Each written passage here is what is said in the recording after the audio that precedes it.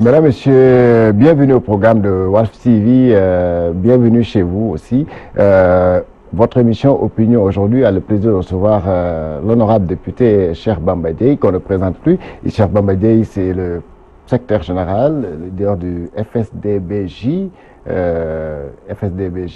Il a été député, il a été ministre d'abord de l'aménagement des territoires, il est ensuite ministre de la communication. Aujourd'hui, il s'est rangé, comme vous le constatez, du côté de l'opposition. Monsieur le ministre, bonsoir. Bonsoir, Georges. Alors, nous allons commencer d'abord par l'actualité. C'est qu'hier, l'opposition a manifesté au Sénégal pour contester ou bien pour dire que voilà, il s'agit de demander en fait 8 points, parmi lesquels peut-être vous êtes au courant, mais on ne vous a pas vu. On ne m'a pas vu, ça ne veut pas dire que je n'étais pas présent. On y était parce que nous sommes tous engagés au sein de l'opposition dans le combat pour la démocratie.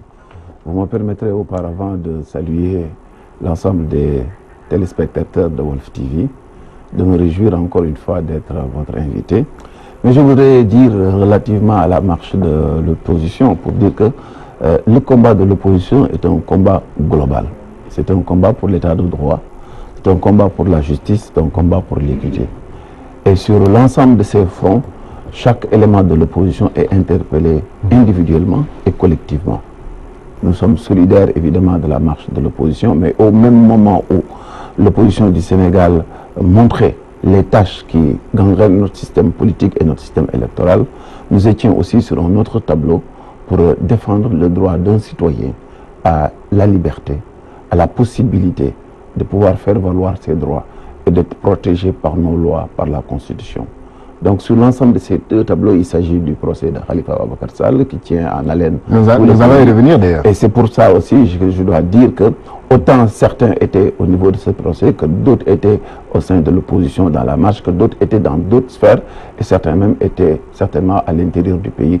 Et c'est globalement qu'il faut voir un combat qui nous regarde tous et qui nous interpelle tous. Non pas au sens où nous sommes des membres de l'opposition, mais nous sommes simplement des citoyens, des Sénégalais imbus de ce que doit être notre pays, de la grandeur de notre pays, du souci que nous avons pour la sécurité de nos citoyens, du souci que nous avons pour que les règles de droit que nous nous sommes librement données puissent être respectées par tous les acteurs, de l'impérieuse nécessité pour chaque Sénégalais de regarder avec beaucoup d'attention les actes qui sont posés par le gouvernement du Sénégal et particulièrement par le président de la République Macky Sall depuis qu'il est à la tête de ce pays.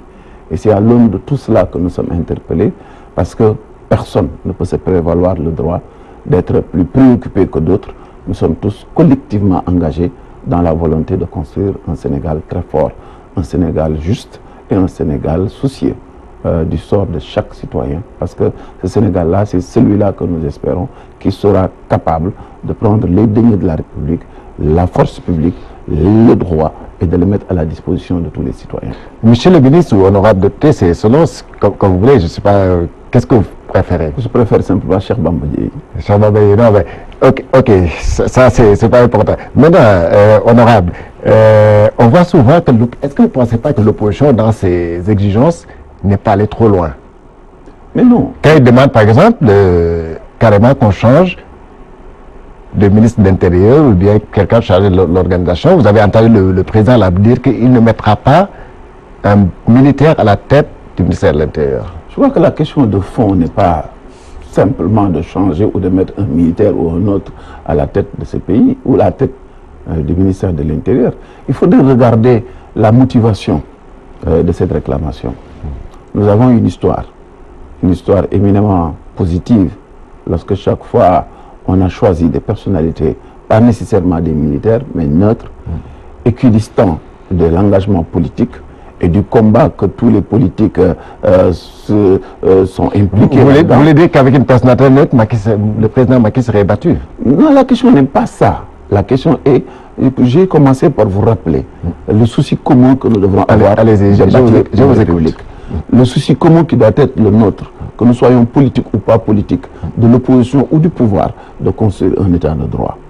Et lorsque nous sommes en face de problèmes, lorsque nous vivons des réalités qui sont têtues, ces réalités nous rappellent que chaque fois qu'un partisan annoncé à la coloration trop prononcée a dirigé un ministère aussi stratégique en période électorale, nous avons eu énormément de difficultés à mettre en place un système stabilisé et transparent. La réclamation de l'opposition ne porte pas sur la nomination d'un tel ou d'un autre à ce poste stratégique, mais elle est surtout de faire en sorte que la question électorale, la gestion du processus électoral échappe des mains d'éléments qui sont colorés politiquement. Parce que si vous voulez arbitrer des acteurs dans une compétition nationale électorale avec des règles qui doivent être les mêmes pour tout le monde, si vous voulez asseoir une tranquillité, une paix post- et pré-électorale, je crois qu'il y a des minima exigibles de la part des uns et des autres. Et pour ce qui est de la part du président de la République et du pouvoir, l'exigence de l'opposition n'est pas assortie ex nihilo. Elle est fondée du moins cette exigence-là, sur une réalité de pratique du pouvoir et surtout de ce poste stratégique. Nous avons constaté, nous Sénégalais, que chaque fois que nous avons eu des personnalités neutres, nous avons pu avoir des élections plus ou moins apaisées. Alternance. Il faut dire qu'à chaque fois qu'il y a une personnalité neutre, vous savez, Georges, moi, je veux pas qu'on engage déjà le processus où c'est un opposant qui parle. Je me situe beaucoup plus dans le rang d'un citoyen. Et c'est pourquoi j'ai décliné les titres et tout ça pour être simplement tranquille. Un citoyen soucieux de son pays, soucieux de l'état de droit, soucieux de la quiétude que nous devons à nos compatriotes. Il ne s'agit pas d'abord et en priorité de remplacer X ou Y, et s'il faut le faut, pourquoi pas? Parce que c'est ça la règle du jeu aussi. Si nous sommes dans une république et dans une démocratie, il doit pouvoir exister une alternance à tous les niveaux. C'est ça la règle du jeu. Ce qui est un souci, c'est lorsque quelqu'un voudrait quelque part poser problème par rapport à cela. Mais dépassons le problème. Regardons-le dans le sens où nous avons, et comme on le dit aussi bien dans l'opposition que dans le pouvoir, nous sommes une vieille démocratie. Une vieille démocratie, Georges, doit avoir des atours, doit avoir une certaine manifestation et une qualité à défendre. Si nous voulons que les Sénégalais et l'opinion internationale continuent à nous regarder comme étant une démocratie mature, il y a des exigences que nous devons les uns par rapport aux autres et surtout par rapport à la loi. Qu'est-ce qui aujourd'hui concrètement, dans le cadre de la gestion d'un processus électoral, de mettre en place tout un système stabilisé, transparent, depuis l'inscription sur les listes électorales, en passant par la confection de la carte d'identité, qu'est-ce qui nous empêche, si nous sommes soucieux des deniers publics, si nous sommes soucieux de la transparence, si nous sommes soucieux de l'équité, de mettre un peu de clarté dans ce que nous faisons au nom des Sénégalais. Qu'est-ce qui n'est pas clair? Qu'est-ce qui n'est pas clair? Les deniers publics. Qu'est-ce qui n'est pas honorable? Qu'est-ce qui n'est pas clair? Ce qui n'est pas clair est apparent pour tout le monde. Ce qui n'est pas clair, oui, c'est que, et c'est ça qui fonde la réclamation de l'opposition, nous avons le sentiment que depuis plus de 4 années déjà, le système politique sénégalais est déstabilisé. Déstabilisé d'abord par la carte d'identité, dite carte d'électeur. Vous avez la vote déjà? Vous avez? La vote, vous l'avez? Oui, je l'ai. Oui. Mais je crois qu'il serait dangereux de ne pas me la donner. Oui, mais en réalité, et je crois que je ne suis pas aussi un élément structurel pour définir si le Sénégalais lambda a sa carte. Et ça, vous le comprenez aussi. Ouais, je sais pourquoi je pose la question. Mais ensuite, parce qu'il y a une histoire avec cette carte d'identité. On a fait dépenser au Sénégal 25 milliards qui étaient déjà astronomiques pour le coût et le service qui étaient demandés. Cette année après, on revient en multipliant par 2 la dépense et en nous offrant moins qu'on avait eu avec les 25 milliards. Cela pose d'abord un premier problème, celui de savoir si nous sommes sérieux avec nous-mêmes, si nous sommes sérieux avec l'argent de la République. Je rappelle aux Sénégalais que pendant des années, nous avons mené la bataille contre un pouvoir, celui de Maître Abdoulaye Wade, sur des bases très claires de transparence, sur des bases de reddition des comptes, sur des bases de faire en sorte que l'état de droit devienne une réalité. Dois-je encore rappeler les déclarations des uns et des autres devant la télévision, devant Walfadjri? Dois-je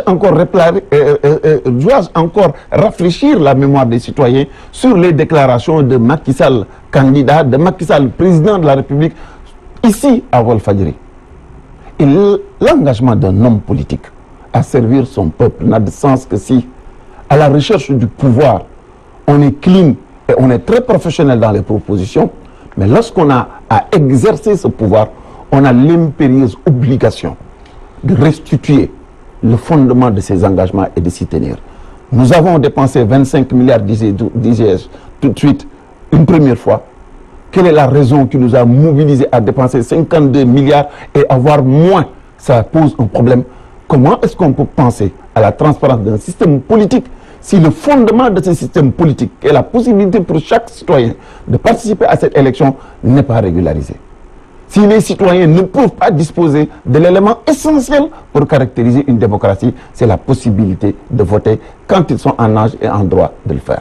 Ça, c'est un premier problème que nous avons. Deuxièmement, nous avons eu une histoire avec le référendum. Pour la première fois dans l'histoire politique du Sénégal, un ministère de l'Intérieur ou un ministre de l'Intérieur, partisan par essence, pour dire pourquoi nous avons raison de réclamer une certaine neutralité à ce niveau-là, a eu la possibilité de choisir ses propres couleurs pour lui et pour le camp adverse.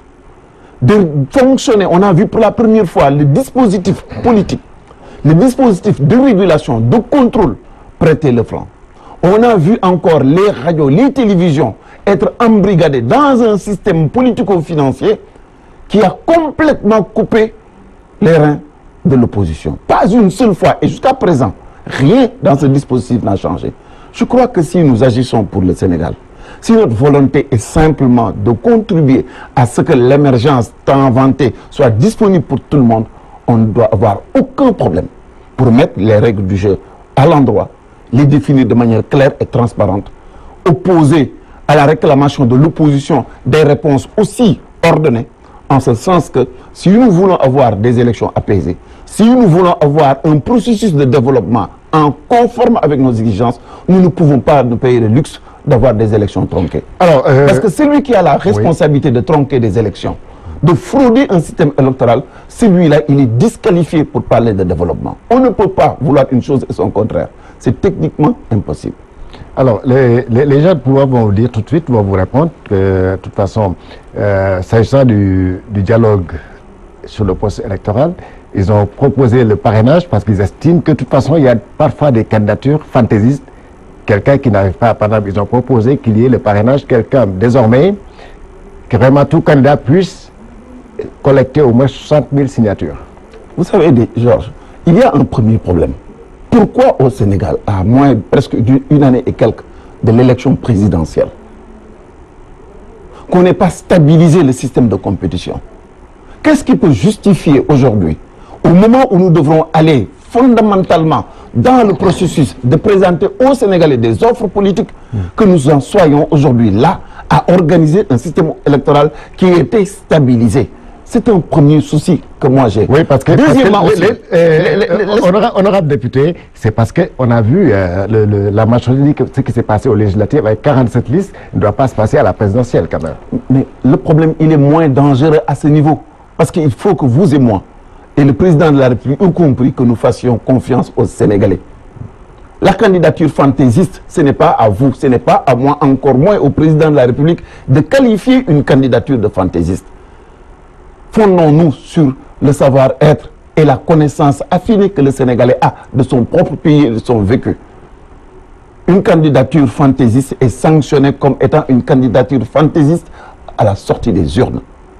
Ce qui est du ressort du président de la République, de l'organisateur des élections qui est le ministère de l'Intérieur, c'est de mettre en place un système stabilisé, cohérent, transparent, conforme avec les lois de la République. C'est ça sa mission. Il ne faut pas qu'il y ait de confusion. Toute autre situation ou toute autre velléité à intervenir sur le processus électoral cache simplement une intention morbide, celui de se choisir ses adversaires le jour du vote. Mais pourquoi? Mais évidemment, parce qu'il faudrait que on ne peut pas déconnecter la réalité du système politique, la déconstruction de notre système politique avec les faits qui sont posés par le président de la République, notamment sur sa volonté de dialogue. Je suis fondé à en douter. Il en a appelé une première fois, on a répondu présent, il n'est rien ressorti de ce dialogue. Chaque fois que nous entrons dans un processus électoral, il revient. Est-ce que vous êtes vous-même allé au palais pour répondre à ce dialogue-là? Mais je crois que la télévision est encore là. Oui, on vous a vu, mais après, voilà. Mais non, écoutez, vous n'allez pas me faire le reproche de la faute commise par Macky Sall. Quelle faute? La faute commise par Macky Sall, c'est celui d'avoir institué une journée national du dialogue politique, d'avoir tympanisé la République, les forces politiques, sociales, religieuses de ce pays autour de sa volonté de dialoguer et de le laisser comme une coquille vide et de ne rien y mettre. Il y a eu entre-temps une élection et l'élection a été la plus chaotique qu'on a pu observer dans ce pays. Il y a eu entre-temps l'inscription sur les listes électorales. On a eu droit non seulement à une fraude massive sur les deniers de la République, ce qu'on a promis aux Sénégalais sur la carte d'identité, sur l'épaisseur, sur le grammage de la carte d'identité. Je vous renvoie au cahier des charges qui était disponible sur les sites du gouvernement, sur la puce mémoire qui était incorporée, sur l'ensemble des supports qui devraient être portés par cette carte. Il n'en est rien. Vous l'avez vérifié? Vous l'avez vérifié? Je l'ai non seulement vérifié, mais je l'ai écrit dans mon livre. Ok. Et ensuite, le résultat a été que des millions de Sénégalais ont été privés en toute illégalité de leur droit de vote. Et ensuite, vous vous posez la question de savoir pourquoi l'opposition est inquiète. Si, corrélativement à cette situation-là, nous constatons, vous et moi, le sort qui est fait au ténor de l'opposition dans ce pays. La manipulation politico-judiciaire, l'instrumentalisation de nos institutions au service des quatre volontés d'un individu dont la seule directive valable à ces niveaux, c'est que le jour du vote, qu'il s'est choisi lui-même le processus par lequel il va être devant les Sénégalais et ensuite qui se donne la liberté de choisir ses adversaires. On en arrivera. Quelqu'un me disait tout à l'heure, quand je dis à un Sénégalais que je recevais chez Cheikh Bamba Dièye, ancien ministre, il me dit, demandez-lui pourquoi il a quitté Macky Sall.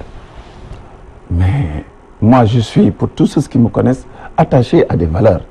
Je suis quelqu'un qui aime ce pays, fondamentalement. Je crois que j'ai déjà suffisamment donné de gages de patriotisme, de respect de nos institutions, parce que j'ai l'intime conviction que ma mission, c'est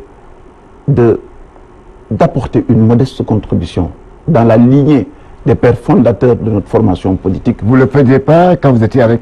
J'en viens tout de suite. J'en viens tout de suite. Et c'est cela qui m'a motivé dans mon combat politique. J'y suis depuis un moment déjà et je mets au défi tous les Sénégalais pour me mettre en défaut par rapport à mes engagements. Deuxièmement, vous le savez, les Sénégalais le savent, nous avons été un des acteurs parmi les plus importants dans ce qui a amené l'alternance en 2012. Donc c'est autour d'engagements très forts. Vous vous êtes enchaîné à l'Assemblée nationale. C'est l'élément le moins déterminant de mon point de vue dans le combat que j'ai mené. Mais nous étions tous engagés avec des milliers, voire des millions de Sénégalais, avec l'espoir que pour cette fois-ci, au moins, l'état de droit, la transparence, la reddition des comptes, le souci que nous ayons à sanctionner ceux-là qui sont militants par rapport à la République et à sanctionner aussi négativement ceux-là qui ont fauté par rapport à la République. C'était ça la réclamation des masses sénégalaises. Lorsque nous nous sommes engagés avec le président Macky Sall autour de ce combat, moi j'ai eu l'intime conviction que lorsqu'il parlait pour la première fois de reddition des comptes, de gestion sobre et vertueuse, quand il s'est adressé à la nation sénégalaise pour leur dire « mon mandat est de 7 ans et j'ai décidé volontairement de le réduire à 5 ans pour montrer que le Sénégal est une démocratie et que notre combat était un combat de fond, de valeur. » Je suis fondamentalement convaincu qu'il y croyait. Et en tant que citoyen, je ne pouvais ni me dérober consécutivement à mon propre combat, ni même être en retrait par rapport à ces engagements-là. Et nous sommes avec beaucoup d'autres, y compris Idriss Seck, Khalifa Sall, Malick Gakou, j'en oublie encore des citoyens qui ont été comme nous engagés dans ce combat-là. Je vous rappelle le souvenir d'Ibrahima Fall, acculé par les grenades de la police, ancien ministre de la République du Sénégal, secrétaire général adjoint des Nations Unies, soucieux du devenir de son pays, engagé pour la République, souffrir avec autant de souffrance et de violence. Ça, c'est l'opposition aussi. Non, c'est pas l'opposition, c'est le pays. Non, c'est pas l'opposition, il ne faut pas caractériser, il ne faut pas caricaturer. C'est le souci, le patriotisme qui parlait. Et c'est pourquoi ce n'est pas acceptable que le rendu de Macky Sall soit aujourd'hui le reniement de ses engagements. Ce n'est pas acceptable. On vous a même vu, en fait, je sais pas, les gens disent que c'était du cinéma, vous étiez tombé en tout cas sur le... Non, mais écoutez, ce qui est fondamental dans cette affaire-là, c'est simplement l'action d'un citoyen soucieux du bien-être de la République. Maintenant, vous êtes déçu par rapport à tous ces combats-là.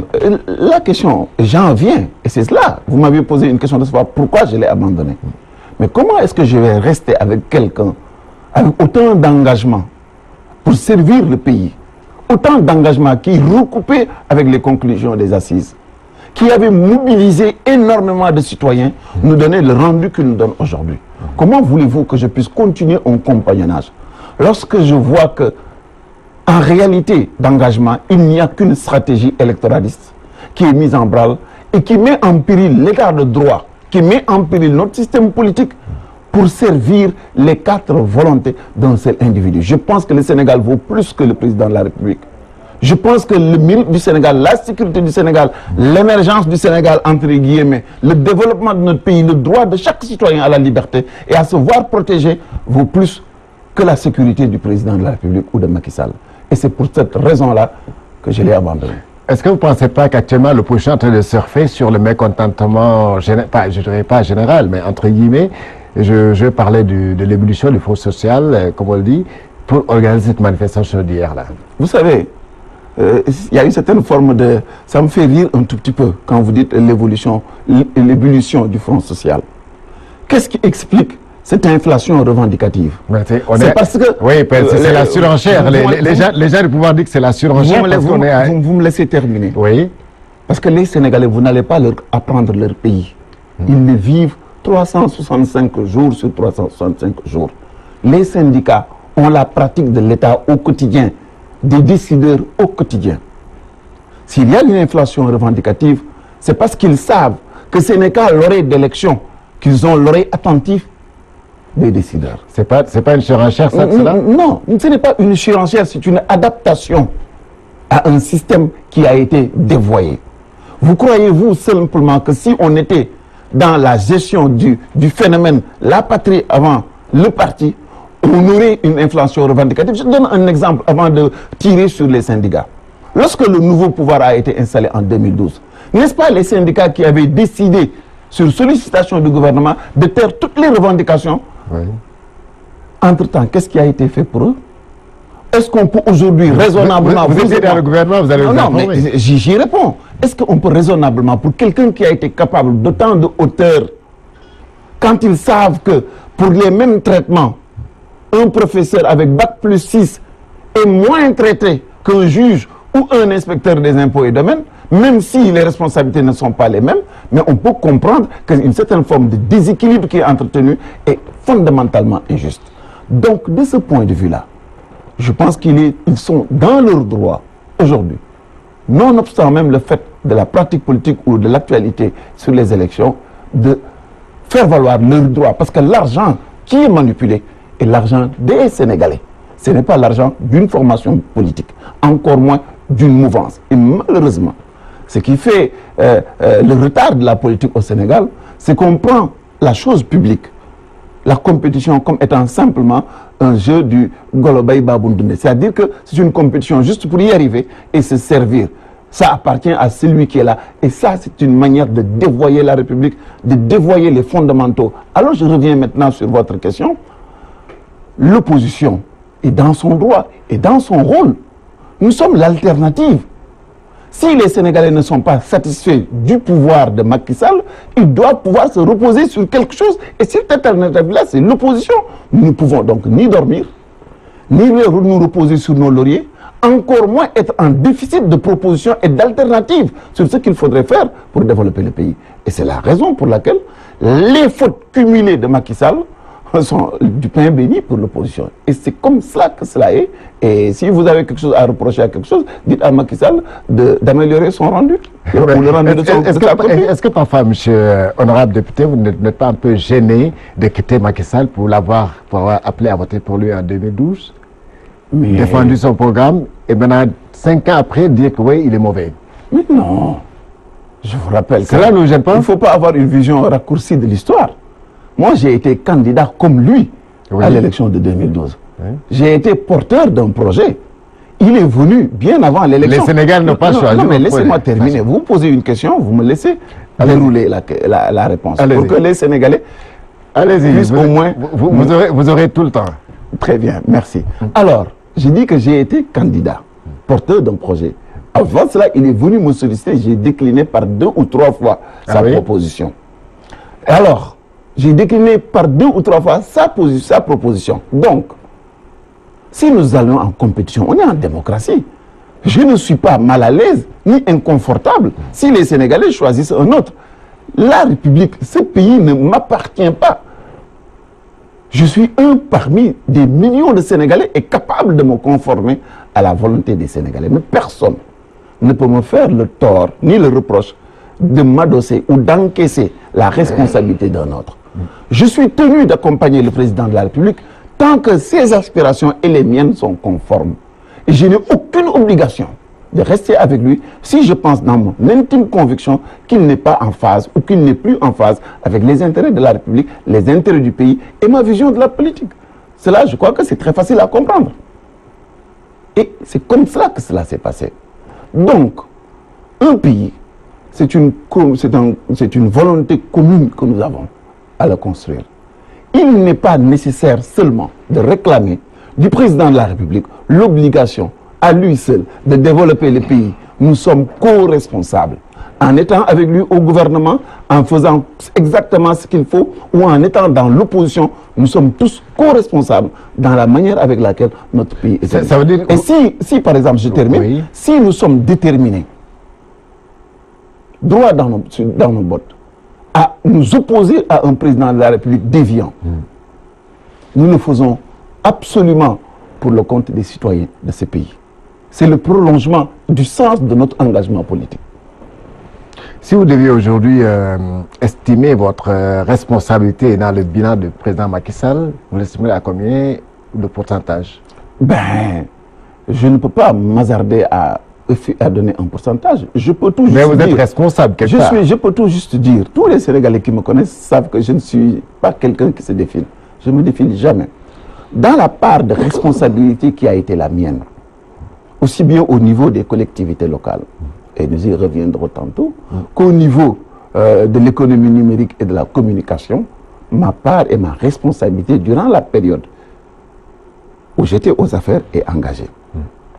Et je crois que c'est tout à fait à l'honneur du président de la République pour le travail que j'y ai fait. Je rappelle pour vous, journalistes, que c'est parce que j'ai été ministre de la Communication que l'aide à la presse a été pour la première fois non seulement divulguée, et les montants alloués à chaque organe de presse connu. Ça se passait comment d'ailleurs? Non, depuis que j'ai quitté. Entre parenthèses, ça se passait comment? Je vais vous donner la réponse, parce que je vois que vous êtes très intéressé. Oui. Donc, depuis que j'ai quitté, c'est devenu encore aussi opaque que ça l'a été bien avant mon arrivée. Quand vous étiez là-bas, c'était comment? Alors, quand j'étais là-bas, c'était très transparent, puisque j'affichais et je donnais, dans les journaux, c'était publié, chaque organe, on savait exactement ce que chaque organe avait reçu. Et par conséquent, parce que moi, je comprends que si nous voulons asseoir une démocratie, si nous voulons construire un pays, ce n'est pas l'action des hommes politiques seulement, c'est l'action des 14 ou 15 millions de Sénégalais que nous sommes. Et lorsque nous devons distribuer l'argent de la République à des Sénégalais, nous sommes astreints à des devoirs de transparence. Ce qui s'est passé avant, c'est que c'est de manière discrétionnaire et sous le tiroir que ça s'est distribué à gauche et à droite sans aucune forme de transparence. Avec des organes de presse créés... Je vous laisse ce commentaire. Ce qui est important, c'est que lorsque j'étais là-bas, j'avais le souci que c'était non seulement insuffisant, les 700 millions qui étaient alloués à la presse, j'aurais aimé qu'on puisse aller à plusieurs milliards, voire 3 jusqu'à 5 milliards, et qu'on ait la possibilité de les diviser en 3 tranches, l'une pour le matériel, l'autre pour le paiement des salaires, parce que nous savons que les organes de presse ont énormément de difficultés pour honorer le salaire des journalistes. Et lorsqu'il y a une fragilité à ce niveau-là, cela montre l'extrême précarité dans laquelle l'acteur de la presse, qui est essentiel en démocratie, est Et ce qui prouve quelque part toutes les difficultés qui sont connexes. Et concrètement, qu'est-ce que vous avez fait à l'époque? Mais je vous l'ai dit, je vous ai dit que j'ai non seulement organisé la distribution, mais ensuite cette distribution était claire et transparente et connue de tous. Ce qui n'a jamais été fait avant et après. Voilà, on va revenir sur ça, on va passer parce que le temps ne nous attend pas. Vous êtes ancien ministre des collectivités locales. Aujourd'hui, collectivité locale, vous appeliez à l'époque, le nom a changé, l'appellation a un peu changé. Le ministre de l'aménagement. Aujourd'hui, l'aménagement du territoire. Aujourd'hui, un des vôtres, ancien maire de Saint-Louis, aujourd'hui, un des vôtres est entre les liens de la détention. Je veux parler de M. Khalifa Sall, le maire de Dakar. Alors, la caisse d'avance, ça vous dit quoi? Écoutez, la caisse d'avance est une disposition, une disponibilité que le Code des collectivités locales offre aux communes. Pour leur permettre... Vous l'aviez chez vous à Saint-Louis? Non, je me suis refusé de l'avoir. Je vous expliquerai pourquoi. D'accord, oui. Que les communes ont pour pouvoir avoir à disposition de petites sommes qui ne dépassent pas 5 millions pour faire face à des dépenses urgentes. Et il y a des conditions dans lesquelles il faudrait nommer un régisseur de compte qui, avec des factures, rend compte aux receveurs payeurs. Ce qu'il faudrait relativement retenir de ce problème, c'est ce dont il est question. Au niveau de la ville de Dakar, en réalité, porte le nom de caisse d'avance, mais n'en est pas une. Je vous rappelle les dispositions de la loi. Allez-y. En 1972, lorsque le législateur a voulu accentuer le processus de décentralisation, ils ont commencé à transférer des positions de pouvoir de l'État central vers les collectivités territoriales, avec la création des communes rurales. En 1996, il y a eu ce qu'on appelle plus d'autonomie financière, la libre administration des communes et le Code des collectivités locales, celle-là renouvelée et votée en 2013, dit que, en son article 1er et dans les premiers articles, que les collectivités locales s'administrent de manière libre et autonome à travers des organes qui sont élus au suffrage universel. Le législateur a décidé qu'il appartenait aux députés à l'Assemblée nationale et non pas au président de la République l'affectation des fonds à utiliser secteur par secteur, structure par structure, ministère par ministère dans le fonctionnement de l'État. Il nous est loisible, nous, de donner au président de la République 400 milliards de francs sénégalais, CFA, au président de la République au titre de fonds politiques ou de toute autre chose. Libre à nous aussi de l'appeler caisse d'avance, de l'appeler fonds spéciaux, de l'appeler fonds de solidarité africaine, etc. C'est à nous aussi, législateurs, de donner au président de la République la liberté d'en être l'utilisateur discrétionnaire. Oui, mais pas le justifier avec des faux, quand même, comme non, disent certains. Jamais les fonds spéciaux ne sont justifiés, parce que ce n'est pas le but. Je vous le rappelle encore, pourquoi je fais le parallélisme? Je le fais au nom de la libre administration des collectivités locales. L'État a consacré dans l'exposé des motifs de la loi de 2013 un principe qui est essentiel, c'est-à-dire l'irréversibilité de notre volonté de nous inscrire dans la décentralisation. Lorsque l'État ou le législateur décide qu'à compter de ce jour, les collectivités locales ont seules l'autorité d'utiliser et d'organiser la gestion pour le compte de leur mandant, les deniers de la commune, de la ville ou du département, je pense que les choses sont claires. Au nom de la séparation des pouvoirs, au nom des rôles qui sont dévolus aux uns et aux autres. Oui, mais c'est l'argent de l'État quand même. Non, ce n'est pas l'argent de l'État, c'est cette confusion-là que l'État veut entretenir. L'État, au sens strict du terme, n'a pas de sous, si ce n'est au niveau du FDD ou du fonds d'équipement des collectivités locales. C'est le fonds de dotation de la décentralisation. Oui. Ce qu'il faudrait retenir de ce point de vue, les sous qui sont manipulés à la ville de Dakar appartiennent aux Dakarois et à la ville de Dakar. Et de ce point de vue-là, au nom du parallélisme des formes, il appartient à la ville de Dakar, compte tenu de la volonté ou des aspirations ou de la lecture qu'ils ont de ce qui est urgent pour la ville de Dakar, d'organiser la distribution de cet argent-là pour être conforme avec les aspirations des populations. De ce point de vue-là, l'immixtion de l'État dans les affaires, dans les deniers de la collectivité locale est une hérésie en matière de décentralisation. Ça veut dire simplement que le président de la République qui prophétise, et je pèse bien mes mots, le président de la République qui prophétise à travers l'acte 3 la territorialisation des politiques publiques, qui proclame avec la loi de 2013 la libre administration, n'est pas au diapason de la loi qu'il a fait voter. Ah bon? Et qu'il n'est pas conforme avec l'esprit de la politique qu'il dégage. D'où le décalage. D'où le décalage. Vous êtes un ancien ministre, en tout cas. Non, je suis non seulement un ancien ministre, mais je suis un expert des collectivités locales et j'ai eu à gérer ce département. L'acte 3 de la décentralisation a commencé avec moi. Donc, je vous parle en connaissance de cause. C'est intéressant. Et de ce point de vue-là, c'est intéressant. Parce que, vous savez, l'intérêt dans ce problème-là, c'est que la marche d'une république, la marche d'un État, l'organisation de l'État, se nourrit des difficultés que nous avons dans l'exercice au quotidien. L'affaire Khalifa Sall doit créer une jurisprudence dans l'esprit et le management du développement et de la décentralisation dans notre pays. Ça, tous les experts vont me suivre dans cette démarche-là. Nous constatons, avec l'évolution des maladies, que hier ou il y a 10 ans de cela, c'était le paludisme qui tuait le maximum de nos compatriotes. Aujourd'hui, si vous comptabilisez sur 3 millions d'habitants que constitue la ville de Dakar, le nombre de personnes qui sont atteintes par des pathologies comme le diabète, qui sont atteints par le cancer, qui sont atteints par les maladies cardiovasculaires, vous vous rendez compte que c'est par dizaines de milliers qu'ils sont.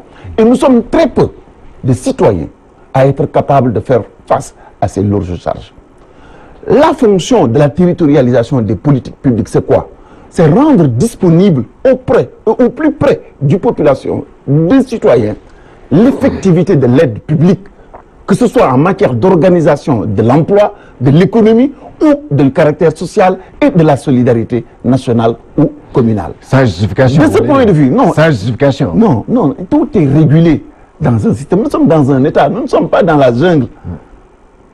Vous savez, lorsqu'on a défini les fonds politiques, c'est que nous savions qu'un État moderne a besoin pour la sécurité de ses citoyens de faire des choses que personne n'a besoin de savoir. Lorsqu'on vote des fonds spéciaux, c'est que nous savons qu'il nous faut contenter de grands profondeurs de la République ailleurs pour les faire rentrer dans les bonnes grâces de la République. Parce que nous avons besoin d'embellir l'image de marque de notre pays ou de corrompre certains pour être dans les intérêts du Sénégal. Vous l'avez fait quand vous étiez... C'est ça, non. Vous l'avez fait quand vous étiez maire de Saint-Louis. Vous savez, si vous êtes... C'est différent. Oui, répondez à ma question. Non, en tant que maire de Saint-Louis, vous savez, je parle de position d'État, vous me parlez de position communale, ce qui est différent. Allez-y. Je dis que lorsqu'on est un homme d'État, on doit être prêt, au nom de la République, à défendre et à user de tous les voies et moyens, y compris légaux et illégaux, pour défendre l'intérêt et l'intégrité de son pays. Ça, on n'a pas besoin de schéma pour le comprendre. Alors, revenons maintenant sur le cadre du développement local.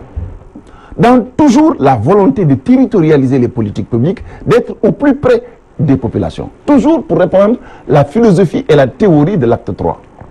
De ce point de vue, libre administration des collectivités locales, personnalité physique et juridique propre, une institution qui se gère avec ses élus au suffrage universel, qui décide que voici l'étalage des problèmes et des situations de mes concitoyens. Je décide d'affecter tel fonds dans l'éducation, tel fonds dans telle situation, tel fonds dans telle situation, et toujours pour être en phase avec le besoin d'aider mes populations. Je mets en place une caisse d'avance, un fonds politique héritage d'un système antérieur pour le mettre à la disposition des citoyens pour répondre de manière évidente et efficace et dans les délais aux besoins et aux sollicitations des populations. Quand quelqu'un est victime d'un accident,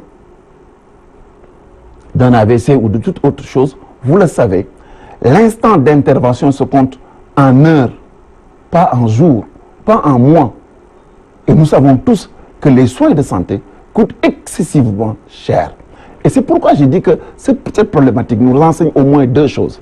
Que l'État du Sénégal est en déphasage avec sa volonté de construire la décentralisation, qu'il ne s'applique pas les directives du Code des collectivités locales, et que deuxièmement, l'autre leçon, c'est que je crois qu'il est venu le moment maintenant de voir comment encadrer deux choses. L'utilisation des fonds spéciaux, voilà, justement, c'est la question l'utilisation des fonds spéciaux au niveau de l'État central, pour qu'on n'ait plus un dévoiement des fonds spéciaux où ça devienne des utilités politiques, mais qu'on les organise tout en laissant au président de la République ce pouvoir discrétionnaire. Et qu'on revienne maintenant au niveau des collectivités locales pour voir, compte tenu de l'évolution de la demande sociale à l'intérieur des collectivités locales, et aucun maire ne me contredira là-dessus, pour mettre des dispositions de décaissement facile, surtout pour des cas spécifiques dont l'intérêt est réel et manifeste. Maintenant, vous me demandez s'il y a détournement à la ville de Dakar, je dis non. Vous me demandez si Khalifa Sall est fautif, je dis non. Parce qu'ils ont agi... Oui, parce que c'était votre allié. Non, mais écoutez, vous savez, moi, en tout cas, depuis que je suis Cheikh Bamba Dièye, sur les questions qui intéressent la République, qui intéressent la nation, je ne me donne pas le droit d'être partisan. Et la réflexion que je suis en train de mener pour vous est une réflexion que je pose sur la table comme étant la partie suivante de ce qui se passe. Alors, pour conclure sur cette affaire-là, je dirais que dans cette affaire-là, lorsque la ville de Dakar décide d'affecter dans une caisse d'avance 360 millions à servir aux populations, héritage de gestion antérieure, mais dont l'intérêt aujourd'hui est manifeste pour les populations de Dakar, je dis que l'intérêt pour nous tous, c'est de faire évoluer notre organisation pour prendre en charge ce problème-là. Si l'État du Sénégal oublie ses responsabilités, oublie la destination de l'IGE, et l'utilise et l'instrumentalise comme instrument d'action politique pour discréditer ses adversaires, c'est un autre problème. Les juges qui prendront sur eux la responsabilité, je ne dis pas de condamner Khalifa Sall, mais de condamner une personne dans ce dossier, quelle qu'elle soit, auront fauté lourdement vis-à-vis de la République et lourdement vis-à-vis de la nation. Pour deux raisons. Ils auront consacré le fait qu'un individu, fût-il le président de la République, peut terroriser les citoyens, les amener en prison en toute illégalité, brimer les droits des citoyens. Je suis député à l'Assemblée nationale. J'ai pu observer de manière directe et acteur à l'intérieur d'un dispositif de fraude qui a été mis en place uniquement pour attenter aux libertés fondamentales d'un citoyen à l'Assemblée nationale. Et en tant qu'acteur politique, en tant que législateur, donc je vote les lois de ce pays. Sans être juriste, personne ne peut nous dénier le droit d'avoir une claire conscience de ce que c'est que la justice, de ce que c'est que la liberté, de ce qui est dans le droit et qui ne l'est pas. En l'état d'aujourd'hui, ceux-là qui prendront sur eux la responsabilité de déclarer coupable un des prévenus dans cette affaire-là auront lourdement fraudé, auront lourdement fauté du moins. Et ensuite, ils auront premièrement consacré la liberté pour un président de la République de brimer, de molester des citoyens, ce qui est contradictoire avec l'esprit de la République, l'esprit de la Constitution et de nos lois. Deuxièmement, ils auront pris sur eux la responsabilité de discréditer tout le système judiciaire de notre pays, mais ensuite de nous mettre tous dans une précarité absolue vis-à-vis des lois de ce pays. Oui, mais honorable député, vous êtes législateur, comment pouvez-vous expliquer, par exemple, qu'on dise on a mis 30 000 francs, par exemple, pour le riz ou bien pour le lait, alors que ce n'est pas vrai? Est-ce qu'on a besoin véritablement de justifier une fausse facture par du vrai? Je vais te donner une expérience d'État. Vous savez, le faux et l'usage de faux en écriture budgétaire ou financière est une spécialité de l'administration et de l'État du Sénégal. Ah oui. Jusqu'à présent, même dans le budget d'aujourd'hui, il y a du faux et de l'usage de faux. Attention à ce que vous dites. Mais c'est moi qui vote la loi, non? Oui, d'accord, allez-y. Donc, de ce point de vue-là, je vous l'explique. Dans ce qui est appelé investissement de l'État, on y a caché les 800 milliards que l'État proclame qui servent à l'investissement. Il y a 200 milliards qui, en réalité, ne servent qu'à payer des enseignants. Ils les ont camouflés là-bas pour être en conformité avec les critères de convergence de l'UEMOA. C'est du faux ou c'est pas du faux? À la fin de l'exercice, lorsqu'on va devoir comptabiliser ce qui a été fait dans l'investissement, il faudra imputer 200 milliards qui n'ont pas servi à de l'investissement. Comment ils vont faire? Ils vont te faire de fausses factures, ils vont te faire de fausses écritures pour te faire croire, comme ils l'ont menti au début, qu'à la fin, effectivement, 800 milliards a été utilisé dans l'investissement alors que nous savons que ce n'est pas vrai. Mais nous le comprenons. parce que nous sommes engagés dans des dynamiques internes et externes. Nous le comprenons parce que la tâche de gérer un pays incombe certainement le respect de la régulation, mais nous savons tous, vous et moi, que dans la manière de gérer, ce que nous demandons aux politiques, ce que nous demandons aux décideurs, c'est que l'efficience soit au rendez-vous et que la destination soit respectée. Et que du début à la fin, que l'utilisation efficiente de l'argent public soit au service des citoyens de notre pays. C'est ça le fondement et l'esprit de ce qu'il faut voir dans le cadrage budgétaire. Et de ce point de vue-là, nous voulons avoir un président de la République fort, un président de la République qui peut discuter avec les autres, qui peut engager des débats, même si nous savons que parfois il y a des entorses qui sont faites à la législation. Lorsque je reviens maintenant sur le cadre de la ville de Dakar, ils sont obligés, ils ont un besoin réel, celui d'aider des populations, ils ont aussi l'obligation de rester en conformité avec le code des collectivités locales.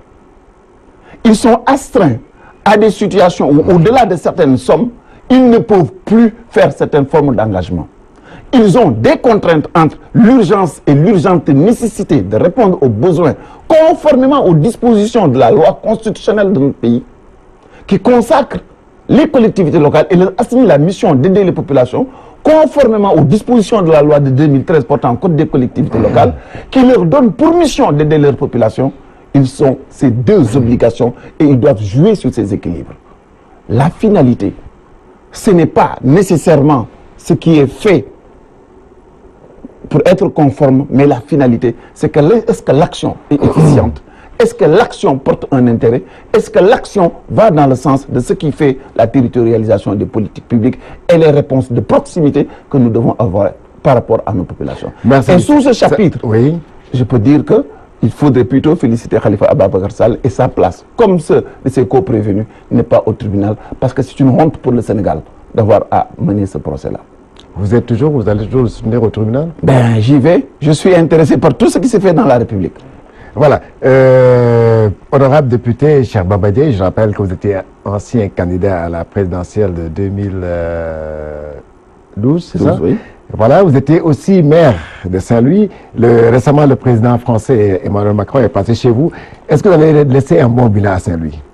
Ben oui, je suis heureux. Et vous me permettrez en même temps de saluer mes amis de Saint-Louis, mes parents. Cette ville-là, je l'ai dans le cœur. Et ma gestion va faire tâche au Saint-Louis. Ah, mais absolument. Parce que quand je venais, j'avais 600 millions de dettes. En parlant, je les ai laissés 25 milliards d'investissements.